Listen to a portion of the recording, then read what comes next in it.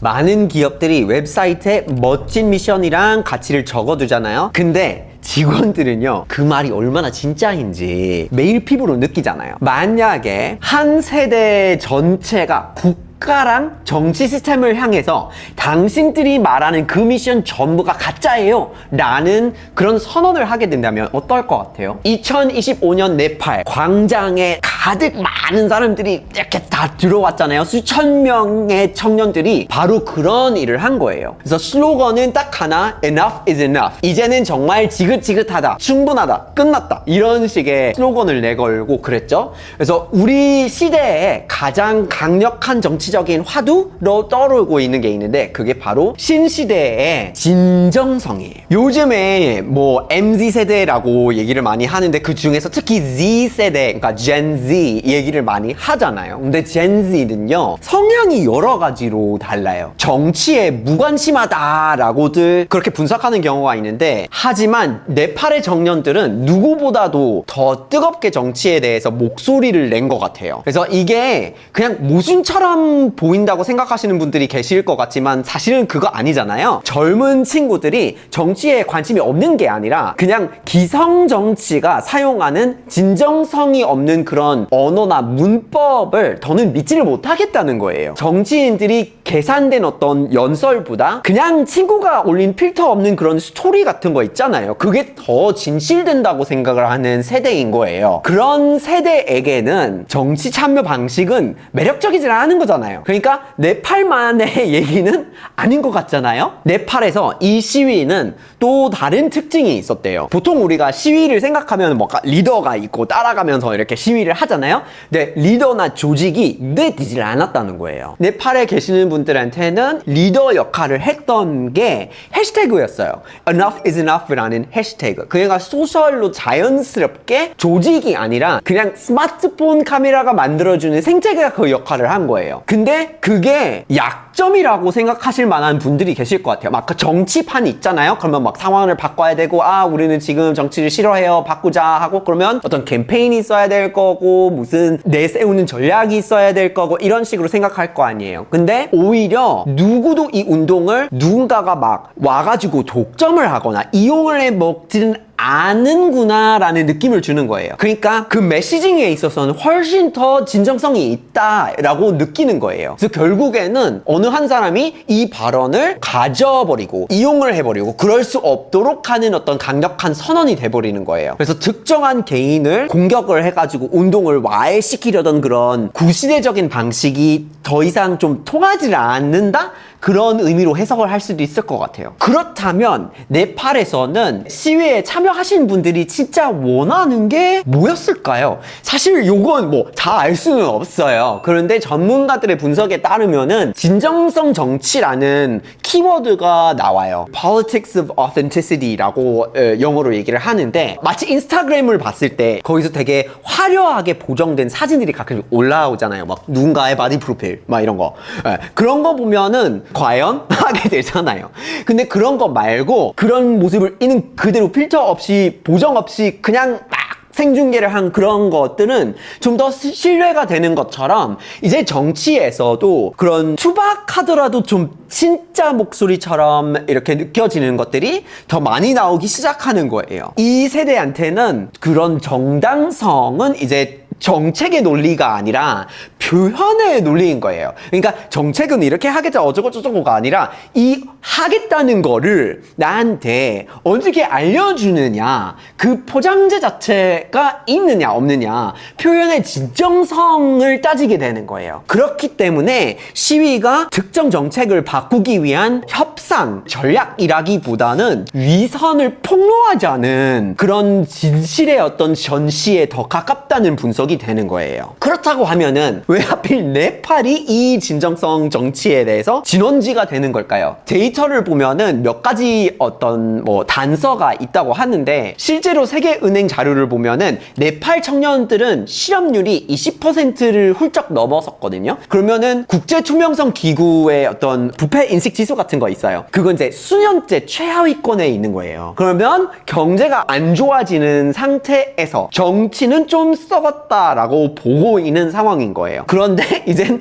데이터 포털의 통계를 보면은 또 젠지가 있죠? 젠지의 스마트폰 보급률은 90%에 육박해요. 원래는 그런 건 아니었을 텐데 이젠 많이들 그런 걸 갖고 있고 이용을 하고 있고 소통을 하고 있는 거예요. 다시 얘기를 하자면 시스템이 약속을 어기고 있다는 거를 이제 느끼고 있는데 그 진실을 이제 역사상 가장 강력하게 전파를 할 수 있는 그런 도구를 손에 쥐고 있는 상황인 거예요. 그걸 실시간으로 목격하고 있는 거죠. 그러면 네팔에서 그런 얘기는 나올 수밖에 없는 거겠죠.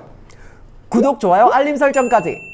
네팔에 있었던 이 일을 보면, 이 시위대를 보면은 스마트폰 영상만 봐도 상황이 명확해지거든요. 그래서 정치인들이 기자회견을 해가지고 영상을 올린 거 있고 그냥 시위대에서 나온 영상들이 있는데요. 시위대의 영상은요 되게 거칠고 막 흔들리면서 그냥 수직으로 찍어가지고 그거 막 올리는데 필터 없는 그런 사람들의 어떤 이야기가 그냥 나와요. 그래서 분노랑 눈물이랑 막 어쩌고 저쩌고 이렇게 얘기들이 그냥 흘러나와요. 그런데 반면에 그 비판의 대상이 되는 정부 쪽에 있는 정치인들이 올리는 영상들은 되게 안정적이고 수평적이고 잘 짜여진 그런 각본에 따른 모습인 거죠. 그래서 포장이 되어 있는 거죠. 그런 시각적인 요소만 보면 느낄 수 있는데 충돌이 되게 그런 진정성이라는 키워드 위주로 나타나는 것 같아요. 진정성을 원하는데 연출이 너무 많다. 그래서 이제 보내는 메시지의 핵심은 그런 연출은 더 이상 원하지 않는다 라는 말이 되는 것 같아요. 그래서 물론 네팔 상황에서는 훨씬 더 구체적인 정치적인 이슈, 정열적인 이슈가 많아요. 그건 뭐 일일이 저는 다 알 수는 없고 찾아봐도 진짜 너무 복잡하고 그런 건데 그거는 이제 현상의 원인에서 빼놓을 수 없는 것들이긴 하거든요.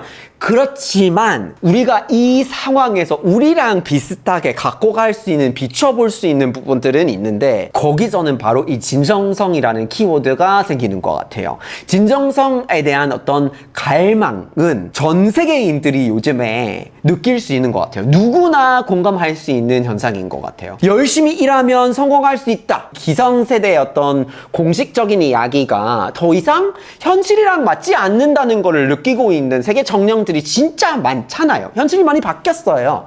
그러면 그 기존 메시지를 기존 담론으로만 다루는 거에 대해서 조금은 안 맞는다 라는 말이 나오는 게 자연스럽긴 하겠죠. 시스템이 들려주는 이야기랑 자신이 직접 겪고 있는 현실 사이의 격차, 그 거대한 간극을 더는 이제 그냥 참지는 못하겠다라고 얘기하는 사람들이 튀어나오는 거는 그냥 네팔에서만 생길 수 있는 일은 아니다라는 거예요. 그거를 우리가 여기서 참고하고 갈 만한 부분인 것 같아요. 현실을 이젠 그냥 인정을 해야 한다라는 요구가 나오고 있고 그건 네팔에서 먼저 목소리가 가장 크게 들려오고 있다. 그렇게 바라보면 될 것 같아요. 그래서 네팔에서 이젠 이 Enough is Enough 시위가 있죠. 요거를 봤을 때 우리가 그냥 네팔에서 단순히 정치적으로 참정을 어떻게 해야 되는지는 잘 모르겠어가지고 미숙하게 이렇게 표현을 하고 있다 이렇게 해석을 해야 되는 걸까요? 그게 맞는 걸까요? 그거 좀 아닌 것 같긴 한데 그래서 어쩌면 기성 정치에 대한 어떤 가짜랑 위선이나 그런 거를 좀 이슈화를 시키고 있는, 어떻게 보면 우리가 지금 네팔에서 지켜보고 있는 게 지금 진정성이라는 그런 새로운 정치 언어가 탄생이 되고 있다라고 보고 있어야 될 수도 있어요. 요건 그냥 네팔에서 시작이 됐을 뿐인 거죠. 물론 뭐 상황은 많이 다르겠지만 사실 미국 사회에서도 한국 사회에서도 기성 시스템에 대한 불만들은 분명 있어요. 그러면 그런 거에 대한 불신도 있어요. 그리고 스마트폰 보급률 높잖아요. 그러면 우리가 사실 비슷한 현상을 바라볼 수 없다라는 보장은 없잖아요. 그래서 열심히 하면 성공한다 라는 공식적인 어떤 이야기가 계속해서 그냥 포장이 돼가지고 풀리지가 않는데 그러면은 현실이 다르잖아요. 그래서 당연히 이 현실에 맞지 않는다는 불만이 튀어나올 수밖에 없어요. 그러면 이제 궁금해지는 게 있는데 여러분이 보시기에는 한국에서 젠지가 있잖아요. 젠지가 정치적인 어떤 진정성을 요구할까요? 그러니까 여러분들의 생각이 어떠실지 진짜 궁금하거든요. 그래서 한번 여러분이 생각하시는 걸 한번 공유를 해주시고, 그리고 기성세대의 어떤 소통 방법, 그런 정치적인 소통 방법에 대해서 진정성이 없다고 느끼는 이유가 뭔지 궁금하거든요. 저는 미국에서 정치인들이 하는 걸 봤을 때 바로 생각나는 게 프롬프터거든요. 그래서 연설할 때 여기 이렇게 프롬이 있고 이렇게 하는 모습이 매번 똑같이 그렇게 보여요. 근데 자기 말투랑 인터뷰를 할 때랑 이거 너무나 다른데 그래서 왜 이걸 지금까지 쓸까라는 생각이 자꾸 나거든요. 그래서 여러분도 되게 다양한 생각이 있으실 것 같은데 한번 의견이 궁금해가지고 꼭 댓글로 자유롭게 공유를 해주시길 바라고요. 다음에 또 함께 달려볼까요? 끝까지 재밌게 잘 봐주셔가지고 꼭 추천드리고 싶은 영상이 있어요. 요것도 재밌고 요것도 재밌어요.